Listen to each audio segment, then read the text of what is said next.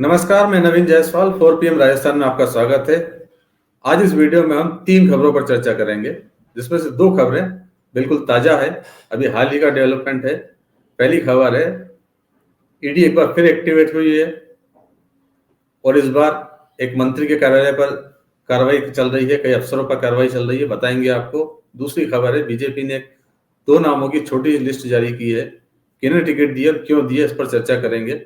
और तीसरी खबर में बात करेंगे, बीजेपी और कांग्रेस दोनों ने भगवाधारियों का दांव खेला है, साध्वी को टिकट दिया है, एक और संत को टिकट दिया है। किनको टिकट दिया, क्या गणित है उसके पीछे का, उस पर बात करेंगे। लेकिन शुरुआत करते हैं ईडी की कार्रवाई की खबर से। प्रदेश में आज ईडी की टीमों ने कई जगह पर कार्रवाई की। बताया जा रहा है करीब 2 दर्जन स्थानों पर ईडी की टीमें कार्रवाई कर रही है, जांच कर रही है। इसके अंदर सबसे बड़ा नाम है मंत्री महेश जोशी का है। बताया जा रहा है कि जल जीवन मिशन घोटाले से जुड़े मामले में ईडी कार्रवाई कर रही है। इस पर पहले भी कार्रवाई कर चुकी है और आज फिर कार्रवाई हुई है। तो महेश जोशी के कार्यालय पर कार्रवाई हो रही है। इस बात की पुष्टि खुद महेश जोशी ने चैनल से बातचीत करने में की है कि उनके दफ्तर पर कार्रवाई चल रही है, जो भी होगा और सामने आ जाएगा। महेश जोशी ने कहा है कि सिर्फ बेकसूर लोगों को तंग नहीं किया जाए, बाकी ईडी कार्रवाई जो कर रही है वो करती रहे। ईडी जो इसके अलावा कार्रवाई की है उसके अंदर जलदाय विभाग के एसीएस हैं, सुबोध अग्रवाल हैं, एडिशनल चीफ सेक्रेटरी, उनके सचिवालय स्थित दफ्तर और उनके निवास पर भी कार्रवाई चल रही है। वैसे ईडी और भी मामले में कार्रवाई कर रही है। पेपर लीक का जो मामला था, जिसके अंदर प्रदेश कांग्रेस अध्यक्ष गोविंद सिंह डोटासरा के घर पर भी कार्रवाई हुई थी, उस मामले के अंदर अब गोविंद सिंह डोटासरा के दोनों बेटों अभिलाष और अविनाश को भी तलब किया गया है। 7 और 8 नवंबर को उन्हें दिल्ली के ईडी के कार्यालय में हाजिर होने को कहा गया है। वैसे इस मामले के अंदर इसके अलावा मुख्यमंत्री अशोक गहलोत के बेटे वैभव गहलोत को भी दिल्ली तलब किया जा चुका है।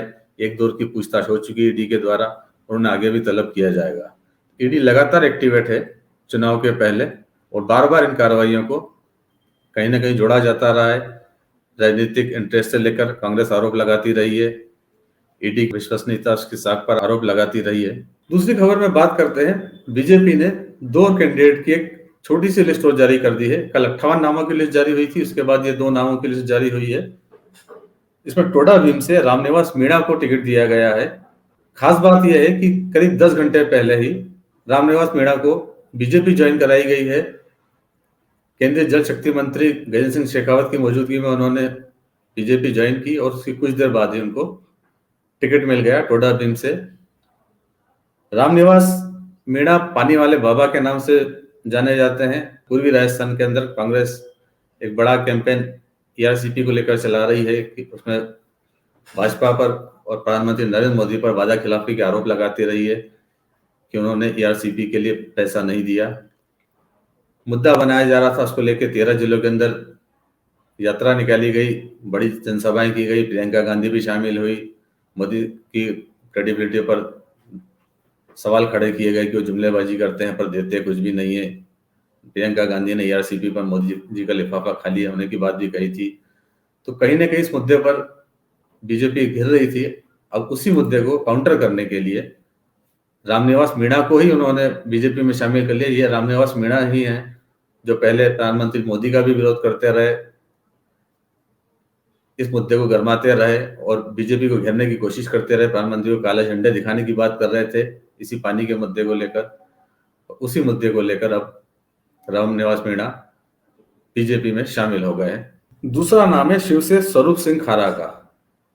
इन्हें बीजेपी ने ऐसे प्रत्याशी बनाया, हालांकि पहले संभावना जताई जा रही थी एक और दल बदल करके जो आए थे रविंद्र सिंह भाटी, उन्हें यहाँ से टिकट दिया जाएगा। बीजेपी कार्यालय में बड़े जोश खरोश से उनकी ज्वाइनिंग हुई थी, लेकिन अब पार्टी ने उन्हें टिकट नहीं दिया है। यहाँ से स्वरूप सिंह खारा को टिकट दिया है। और अब बात करते हैं अगली खबर की। धार्मिक आस्था अक्सर वोटों में बदल जाती है। यूपी के मुख्यमंत्री योगी आदित्यनाथ, मध्य प्रदेश में मुख्यमंत्री के पद तक पहुंची उमा भारती और केंद्रीय मंत्री साध्वी निरंजन ज्योति, ऐसे कई उदाहरण हैं जिन्होंने धर्म से राजनीति में प्रवेश किया और एक अच्छा खासा मुकाम हासिल किया। वैसे भी धर्म के रास्ते राजनीति में प्रवेश करना शायद ज्यादा आसान है। जिनकी बार पार्टी के कार्यक्रमों में बैनर पोस्टर पकड़ो, दरिया बिछाओ, नारेबाजी करो, भीड़ इकट्ठी करो। वजह इसके धर्म के रास्ते राजनीति में आना शायद ज़्यादा आसान है, ज़्यादा तवज्जो मिलती है, पार्टियां भी तवज्जो देती है और जनता से वोट मांगने में भी सहूलियत होती है। लिहाजा इस बार भी चुनाव के अंदर बीजेपी और कांग्रेस दोनों साधों पर दाव लगा रहे हैं। दोनों पार्टी के अंदर नए भगवाधारियों की एंट्री हुई है। बीजेपी ने हवा महल सीट से बाल मुकुंदाचार्य को टिकट दिया है। बाल मुकुंदाचार्य जयपुर के हाथोस धाम के महंत हैं और हिंदुत्व से जुड़े मुद्दों पर काफी मुखर्रा है। वैसे भी उनकी सक्रियता पिछले कुछ दिनों से कुछ ज्यादा ही बढ़ी हुई थी, जिससे कयास लगाए जा रहे थे कि उन्हें बीजेपी टिकट दे सकती है।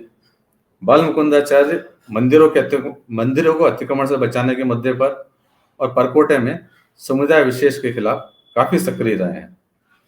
राजधानी जयपुर की 3 सीटें हैं, आदर्श नगर, हवा महल और किशनपोल, जहां पर मुस्लिम वोटर बड़ी संख्या में है। इनमें से इन तीनों सीटों पर फिलहाल कांग्रेस का कब्जा है और 2 पर एमएलए अमीन कागजी और रफीक है जो मुस्लिम समुदाय से हैं। बीजेपी इन सीटों को फिर से हथियाने के लिए ध्रुवीकरण की राजनीति पर जोर दे रही थी। इसकी रणनीति थी कि इन सीटों पर ध्रुवीकरण कराया जाए। वैसे भी पिछले महीने जयपुर के अंदर एक रोड रेज की वारदात हुई थी, जिसके अंदर एक युवक की मौत के बाद में उसके पक्ष में काफी हंगामा हुआ था, जिसको लेकर स्थानीय लोगों में नाराजगी भी थी।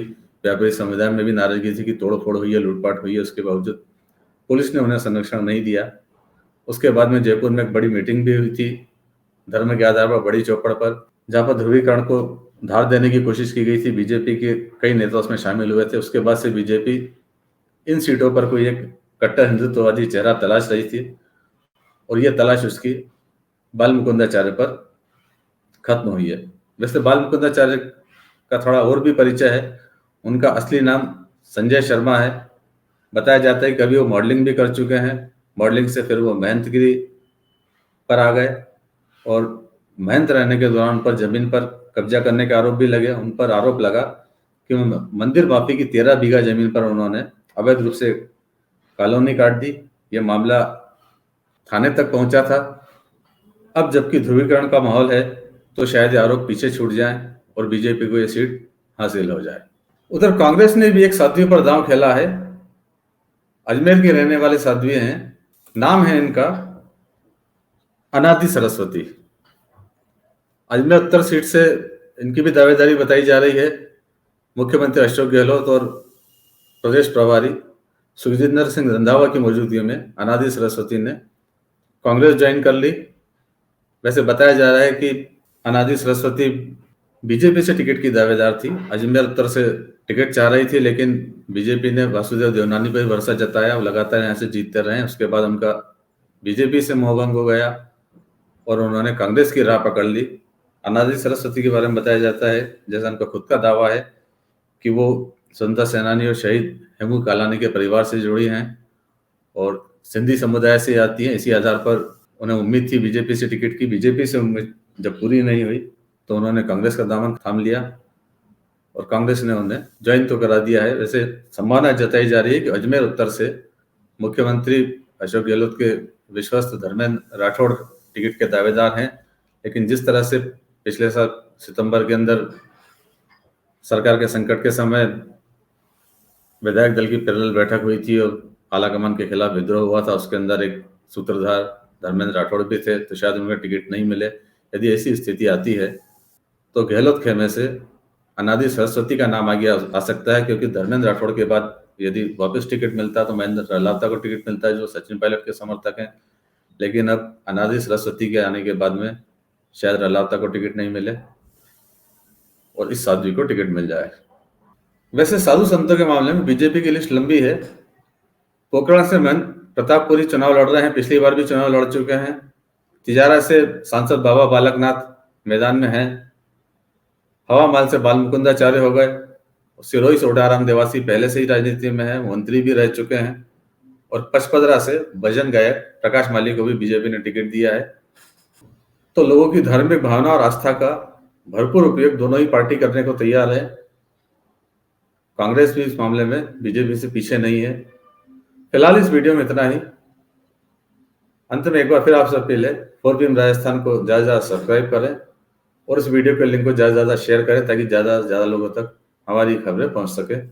नमस्कार।